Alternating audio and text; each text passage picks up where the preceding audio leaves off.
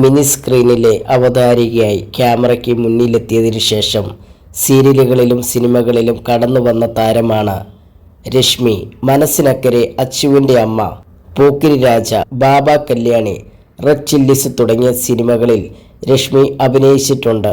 ഇപ്പോഴിതാ പണ്ട് തനിക്ക് നേരിടേണ്ടി വന്ന ബോഡി ഷെയ്മിംഗ് കമന്റിനെ കുറിച്ച് പറയുകയാണ് രശ്മി. ആദ്യമായി സാരി ഉടുത്തു വന്നപ്പോൾ പെറ്റ പെണ്ണിനെ പോലെയുണ്ടെന്ന് പറഞ്ഞത് വേദനിപ്പിച്ചെന്ന് പറയുകയാണ് രശ്മി.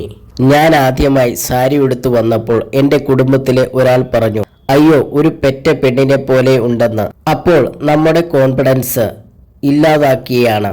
നമ്മൾ പറയുന്ന ചെറിയ വാക്കുകൾ മറ്റൊരാളിൽ ജീവിതകാലം മുഴുവൻ ഉണ്ടാക്കുന്ന ആഘാതത്തെക്കുറിച്ച് നമുക്കറിയില്ല. ഇപ്പോൾ എൻ്റെ കാര്യം തന്നെ എടുക്കാം. ഇപ്പോൾ എനിക്ക് 45 വയസ്സായി. പക്ഷേ അന്ന് 17-ാം വയസ്സിൽ കേട്ട ആ കാര്യം മറന്നിട്ടില്ല. എത്രയോ ആളുകൾ പോസിറ്റീവായി സംസാരിച്ചു. അതൊന്നും എൻ്റെ മെമ്മറിയിലില്ല. ഈ നെഗറ്റീവാണ് എൻ്റെ മെമ്മറിയിൽ ഉള്ളത്. അതുകൊണ്ട് നമ്മൾ സംസാരിക്കുമ്പോൾ നല്ലത് പറയാൻ പറ്റിയില്ലെങ്കിലും മോശം പറയാതിരിക്കുക. അത് ആളുകൾ ട്രോളായാണ് ഉണ്ടാക്കുന്നത്, രശ്മി പറഞ്ഞു.